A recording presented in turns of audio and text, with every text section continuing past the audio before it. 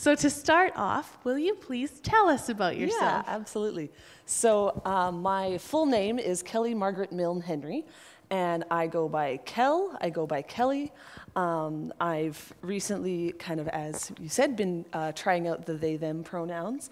And one of the questions I've got from my peers at school, because I'm at Concordia right now, is, well, what if I make a mistake? What if I say the wrong thing? What if I call you Kel, or what if I use she? And I'm like, I'm not gonna get mad at you. I know you're coming from a place where you're trying and you're interested and you wanna know the story of like who I am and why I am the way I am. And I think kind of when Andrea and I were talking this morning, that's one of the biggest things is coming from a place of kindness and asking questions and trying. And that's certainly a big part of it. And in the United Church, I think there's like a really good history of that. And we know that the church has always been involved with social justice. And growing up in the church, I thankfully grew up in a time where it was totally okay to be, an other, using a different label. And my grandfathers are both United Church ministers. My aunt and uncle are both United Church ministers. So the idea of coming out was never something that worried me in terms of family, because I knew, that our family and our church family would be accepting of me. And I think that's really a testament to how far the church has come over the decades, that there are people like me who are like, oh, like, maybe it's like okay, and I don't have to like worry about it, and it doesn't have to be this like really big, scary thing. And even, I remember when I kind of first started choosing what labels to use for myself, I was early 20s and kind of learning about this language that's out there around, sexual orientation and gender identity. So around like 2012, I was kind of like, okay, like maybe I could use like this word bisexual to describe myself. Maybe that's like an okay label. And then just kind of in this last year, as I've been doing some more work in the community in Edmonton and around Alberta and learning even more, because there's so many words, there's so much vocabulary in the kind of LGBT community. So using kind of they, them pronouns comes with like all of these words that I can use to describe myself. And, whether it's non-binary, whether it's genderqueer, whether it's queer woman, whether it's trans woman, there's like just too many options. So when I was talking to my therapist about this and this idea of coming and talking to people about my story, I was like, I don't really have a story. Like, I've been surrounded by love, and that's a beautiful thing. And sort of a story in itself, though, yeah, right? yeah, I suppose so. And so my therapist kind of said, well, just use the word questioning. Like, if you're not sure and if you feel like you're not an authority on the subject of which word to use, it's like, there's a reason language is fluid, and there's a reason the spectrum of gender is fluid and identity. So yeah, I'm kind of coming to a place today of knowing who I love, but questioning who I am. And that's a bit scary, because you're like, oh, I thought I figured this out, like you go through life kind of knowing who you are, but then you're like, oh wait, there's more words to use. That's so true. Yeah. Do you find people try to give you a label when you don't have one for them? Sometimes, yeah, and there's interesting aspects of it when I talk to people kind of in the queer community, that, older generations are like, oh, you're using the word queer? Like, that's really kind of loaded. Like, that's something that we need to kind of think about, because it was a slur for such a long time. And the community's kind of said, well, younger people are taking it back. Like, that's a word that people are more comfortable with because it's a little broader. Mm-hmm. So, yeah, within the community, some people try and say which words to use. And then, even kind of allies and people who are learning about it, they like check boxes, right? They like the idea of like, okay, this is the label that you use and who you are. So when I kind of give people like 3 or 4 labels, like non-binary, genderqueer, queer women, they're like, oh. Can you explain some of those to us? Yeah, absolutely. So in the work that I do, we found a list of definitions from Action Canada, which is a wonderful website that kind of gives like a concrete definition.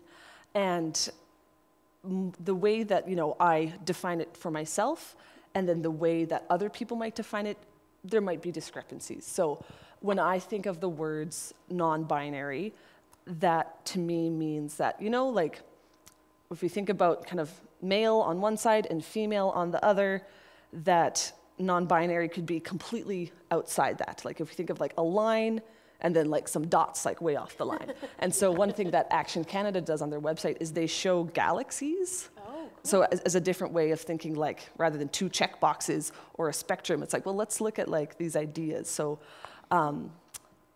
when it comes then to kind of gender queer, it's like, okay, well, let's go back to that line of male, female. And it's like, well, maybe on one day I'm like in the middle of the line. So maybe some days I'm outside the line and maybe some days I'm like in the middle. And then you can also like think of it as like a sliding scale. So like one day I might slide a little bit more towards female and another day I might slide a little bit more towards male. And then, yeah, queer woman, I think is kind of similar to that gender queer for me, that idea of like that queerness, but not being fully like cisgender, being kind of matching my experience with my body. So it's...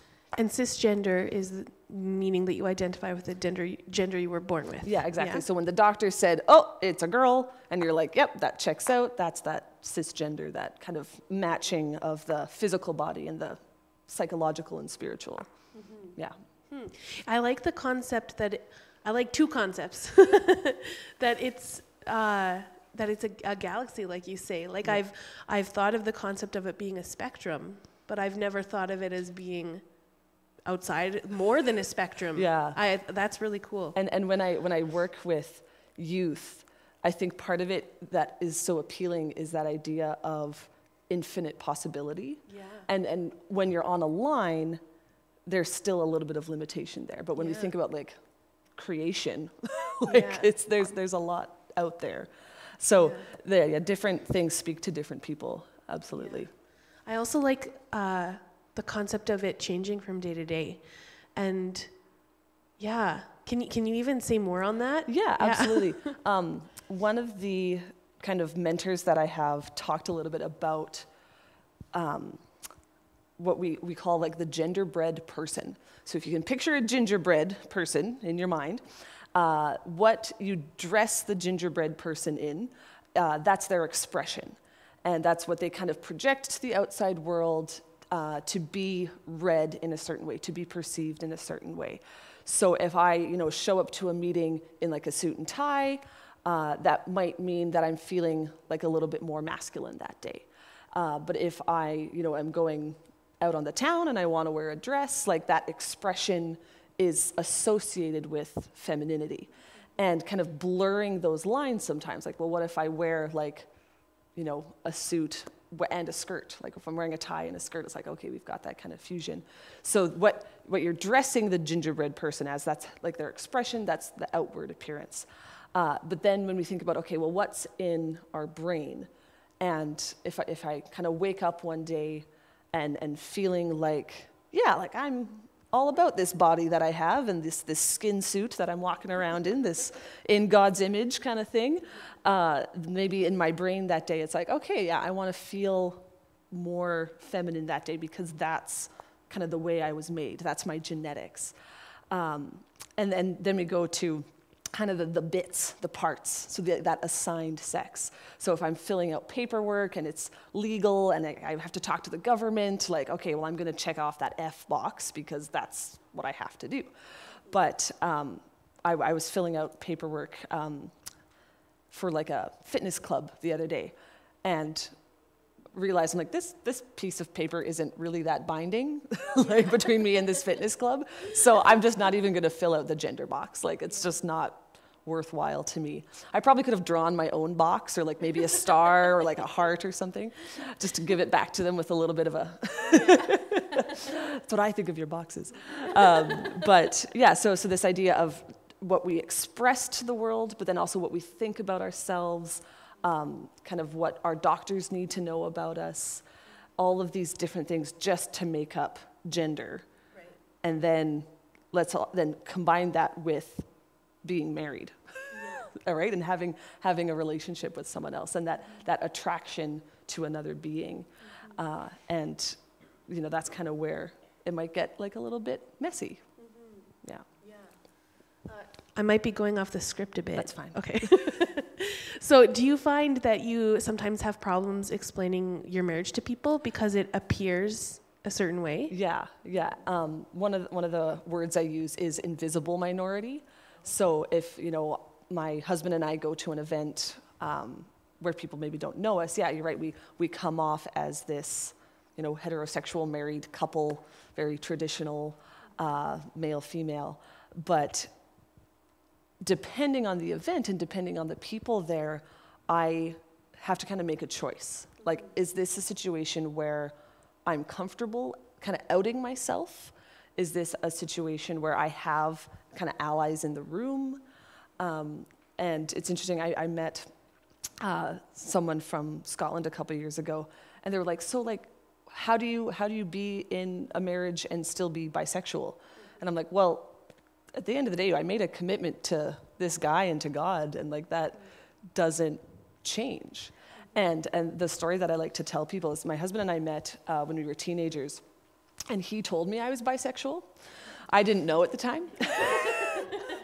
And I was like, oh, that's a word. And like at 16, 17, I was like, I don't really like that word. I don't really know, like that doesn't fit.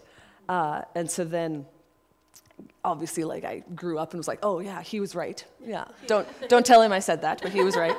And then when I came out to my parents, this was after we were married. Yeah, my parents were like, well, how does this affect Matt, my husband?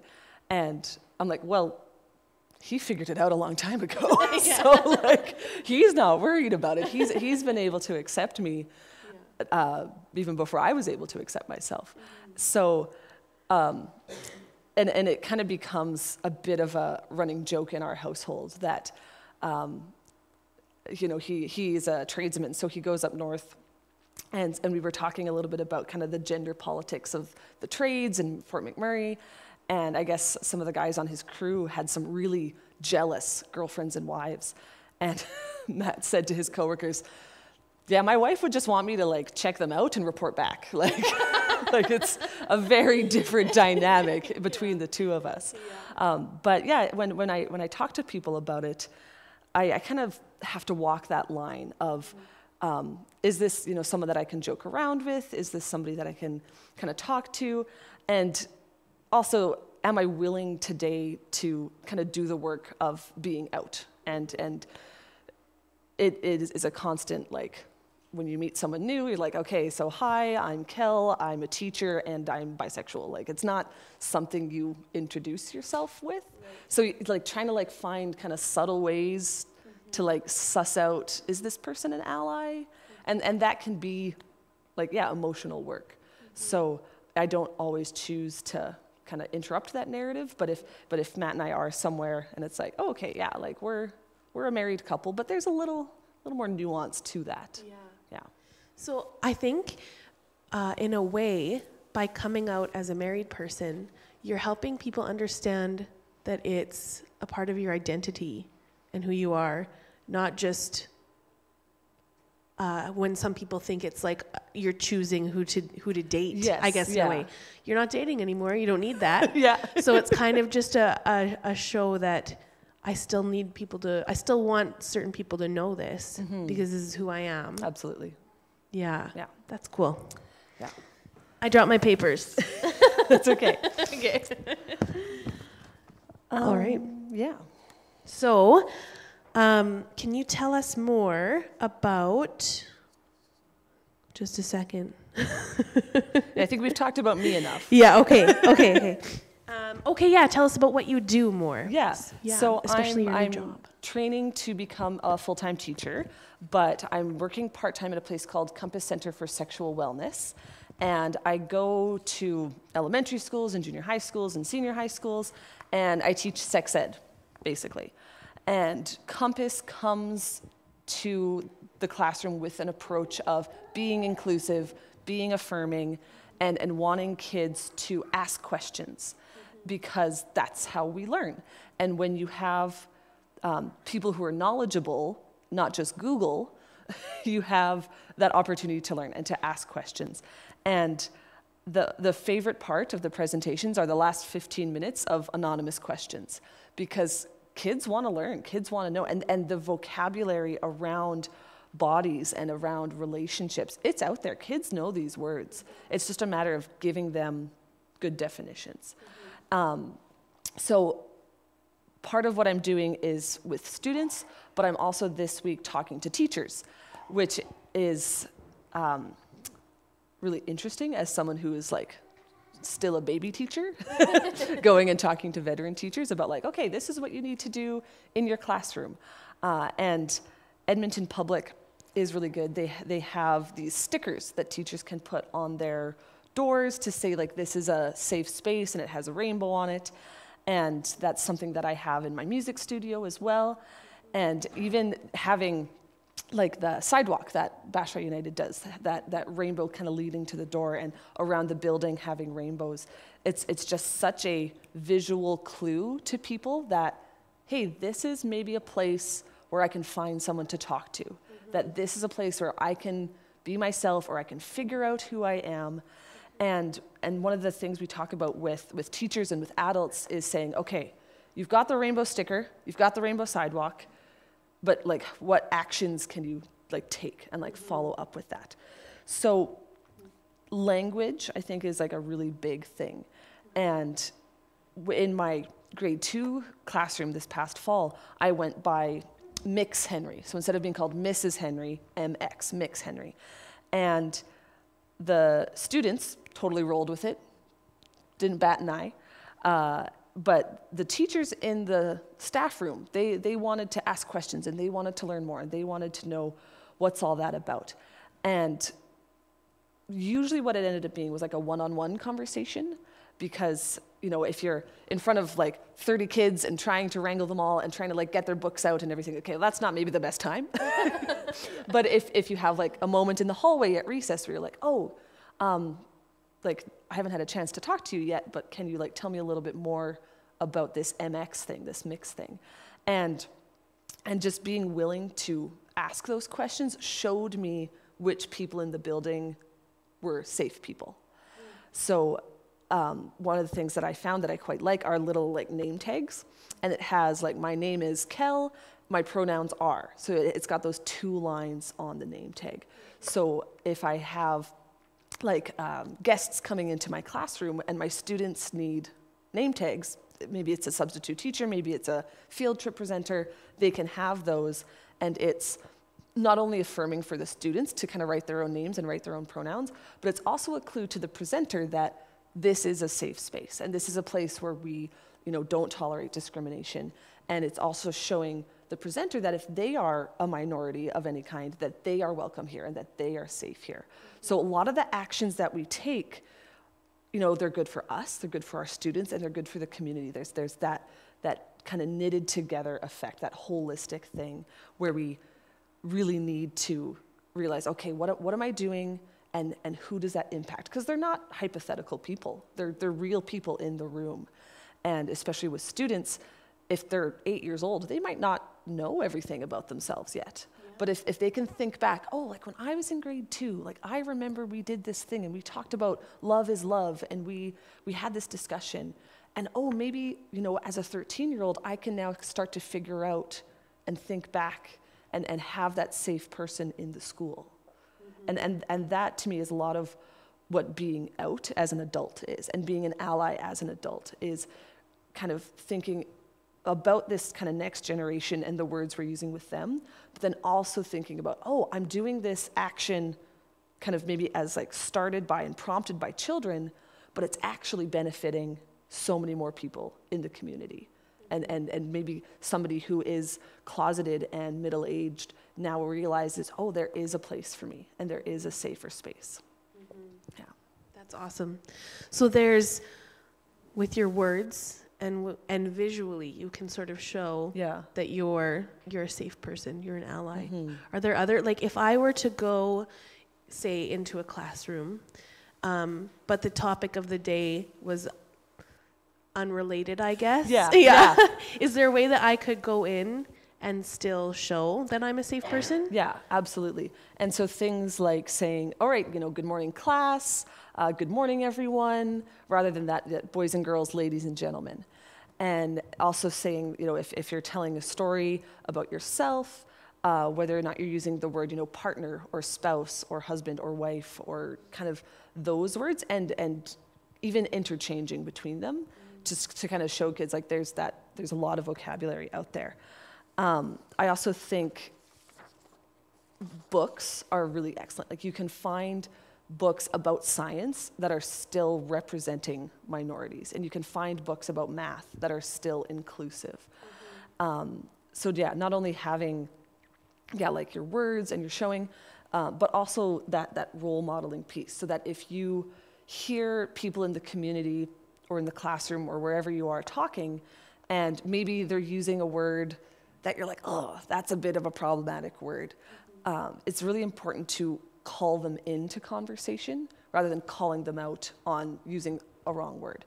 So one of my student teachers that I work with mentioned a story of there was a student who was using they, them pronouns, and rather than the student getting angry every time someone misgendered them, they would say, oh, Mix Henry, remember that I actually use they, them instead of she.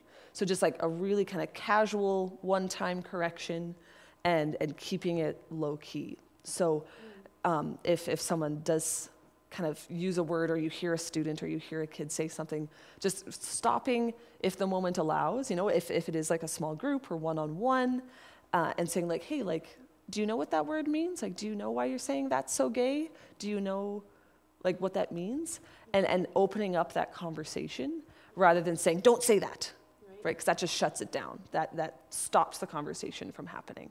But coming from a place of questioning is really helpful to kids, and being on top of it, right? Like like I was saying, like to do it every time, to come out every time, to correct someone every single time. I don't have the energy for that. But realizing that, okay, is there a time and a place where I can correct someone? Is there like an appropriate moment that's maybe not in front of 30 people, right, but maybe I can go find them afterwards. And you kind of have to play each moment by ear, but we see that in the classroom all the time, that if a kid is shouting out, like if you're reading a story and a kid's like, that's so gay, it's like, okay, we're gonna close the book and we're gonna have a conversation, because we don't say stuff like that in our classroom, and let's talk about why. But if it's at recess and you hear a kid on the playground and there's like 2 or 3 kids running around and you're the adult nearby, walking over to them and being like, hey, that's a hurtful word, and that's not something we do at school, or that's not something we do at church. And I think just getting that conversation started and helping kids use that terminology, and realizing too that we're gonna screw up as adults, right? There's times that I'll walk into a room and say, all right, boys and girls, I mean everyone, but just kind of rolling with that punch, being like, oh, okay, screwed up, just gonna keep on going, and not making a thing of it. Yeah. How would that approach change when it becomes adults that you're talking to? Yeah, absolutely. And I think since adults come with a lot of preconceived notions about sexuality and gender, that idea of calling in. So when I'm, at the pub with some friends, and we're talking about whatever news story of the day about, let's say, gendered bathrooms and having gender neutral bathrooms, that kind of taking a moment and looking at who the audience is. That if I'm getting really fired up about something someone is saying, kind of recognizing in myself, okay, why am I having this emotional reaction?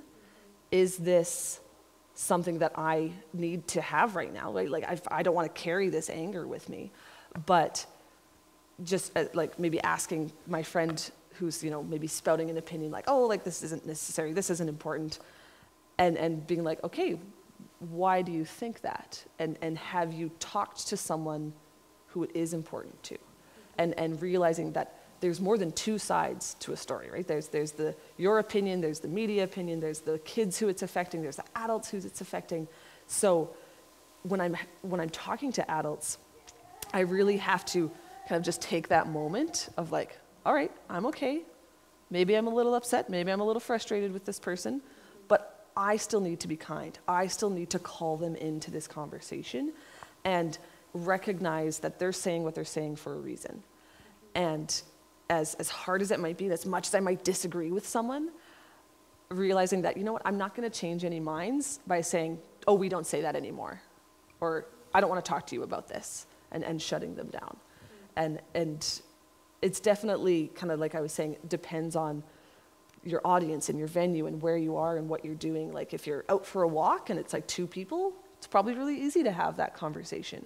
But if you're in front of your peers and there's 10 people there and someone's making a sexist joke, it's a little bit harder to be brave. It's a little bit harder to stand up in that moment.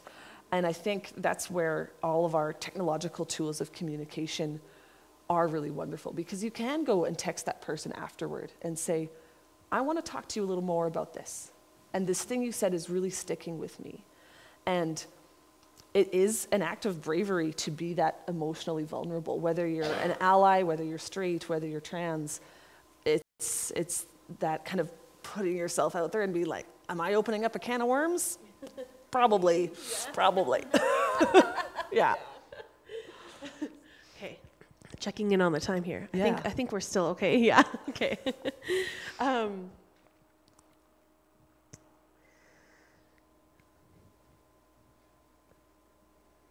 Okay. Should we talk a little bit about the church and actions? Yeah. Yeah. I like that for next. Yeah. Yeah. I have so many thoughts going on in my head. Okay. Yes, let's talk about the church. Sure. So when I was talking with Robin about coming today, and I'm like, well, you know, I want to talk a little bit about myself, and I want to talk about the work that I do, but I think it's really valuable to the congregations to walk away from this conversation with actions in mind. Steps that you can take as an individual to be more affirming, to be more inclusive. And, you know, I've touched on quite a bit already when it comes to language and what words you use and how you present yourself and what you put up for art in your building. But kind of those like little things that maybe slip between the cracks. And I've touched on paperwork before, but if you're thinking of, okay, if new members are walking in the door, people are wanting to come to the door, when they come into the building as either a gender minority or a sexuality minority, what do they see? And kind of that lens. And the kind of 2 things that came to mind for me is thinking, okay, well, they're gonna look at the building in terms of bathrooms, like where can I go and what can I use? And also, if the church wants to get in touch with me, you know, am I filling out a kind of cookie cutter labeled box form, or is it like kind of open-ended questions like, you know, what name do you like to be called? How would you like us to like contact you and address you, whether it's Mr. or Mrs. or Mix or Doctor or, you know, Sir, whatever you want to call it. So kind of looking at, okay, what paperwork do we have in the building and what brochures do we have around, and what are the words on this brochure saying to these real people? Because they're not hypothetical. They're people in the community. They're people, whether it's coming in for a concert, whether it's coming in for a potluck, like people are looking and they're noticing.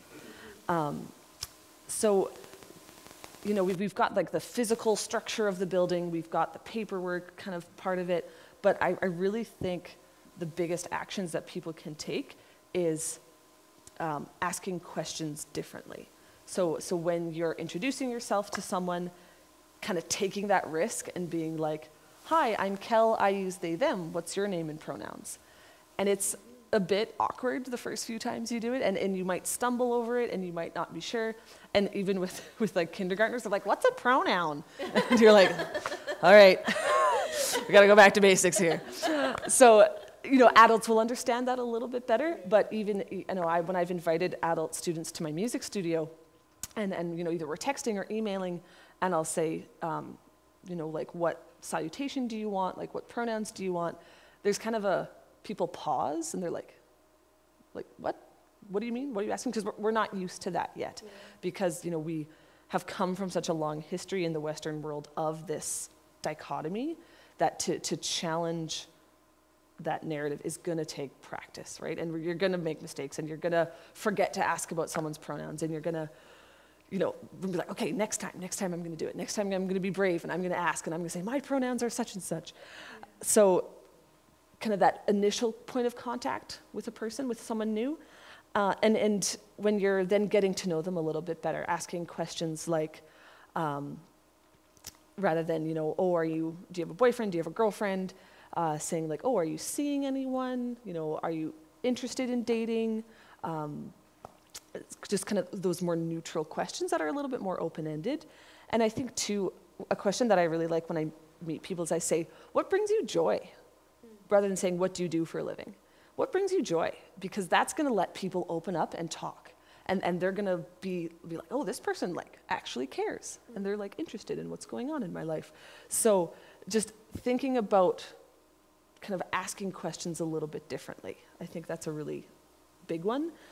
And then if you kind of want to go beyond the building, let's say, so we've talked about, okay, how can we set up our coffee time? How can we set up our bathrooms? But then when we kind of go out into the world, and if we're connecting the church to the community and we're connecting it to the province, just looking at, okay, what businesses are we working with? What artists are we working with?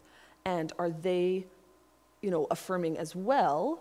Do they have an explicit policy about, sexual orientation and gender? And sometimes to find that paperwork is work.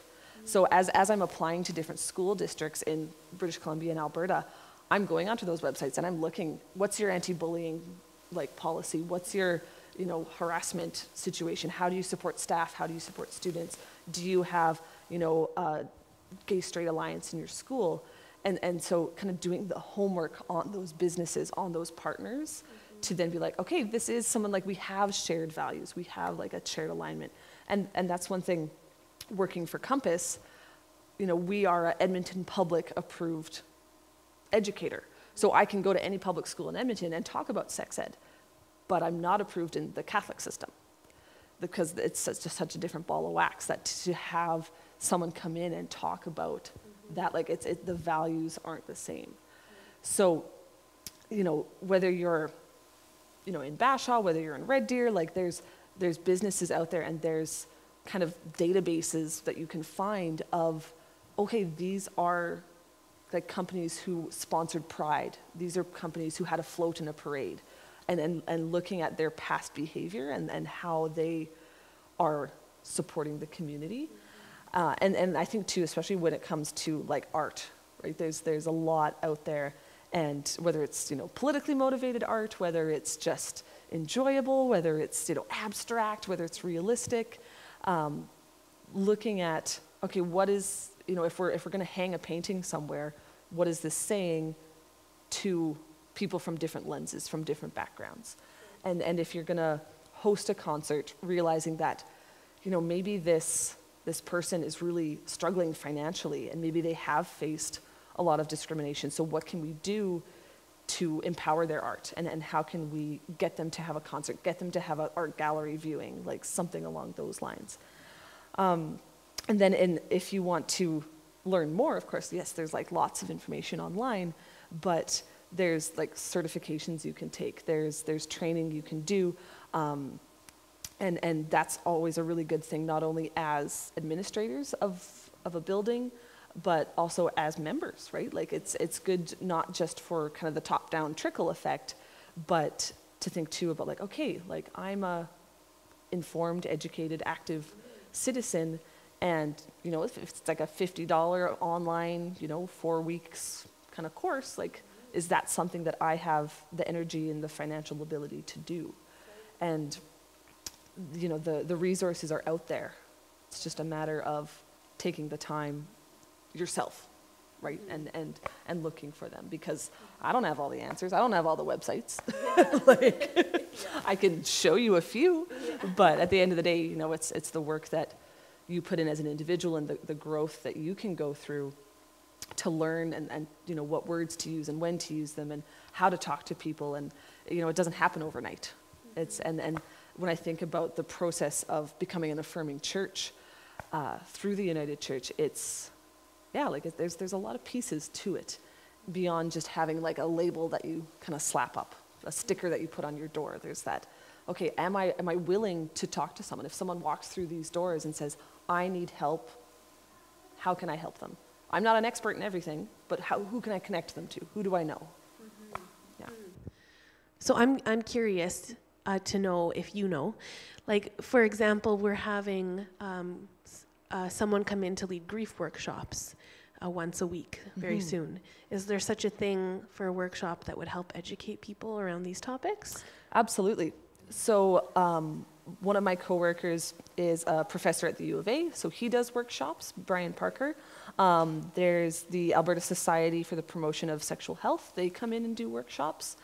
There's the Sexual Assault Center of Edmonton that they go around and they do workshops. Lots of options. Yeah, That's great. And That's like I awesome. have like a business card that has like 10 websites. Perfect. Yeah. Okay, I'll get that from you. Sure. Okay. Sure.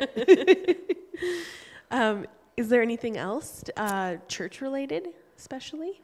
I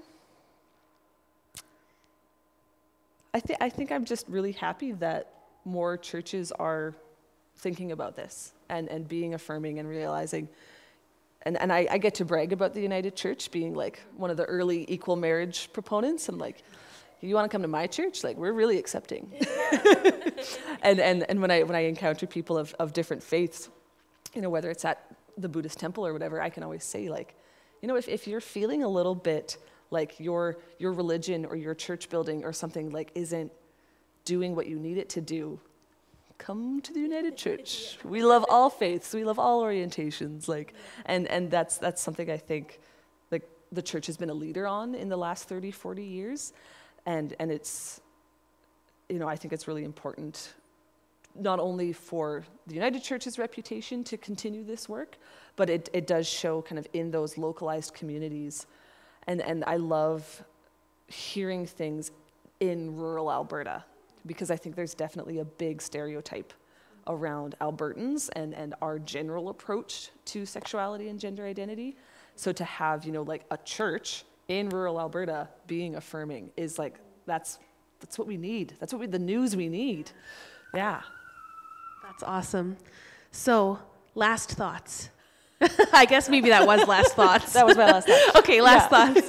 Thank you. If you want more websites or books, like I have lots that I can email and send out and leave behind. So yeah, let me know.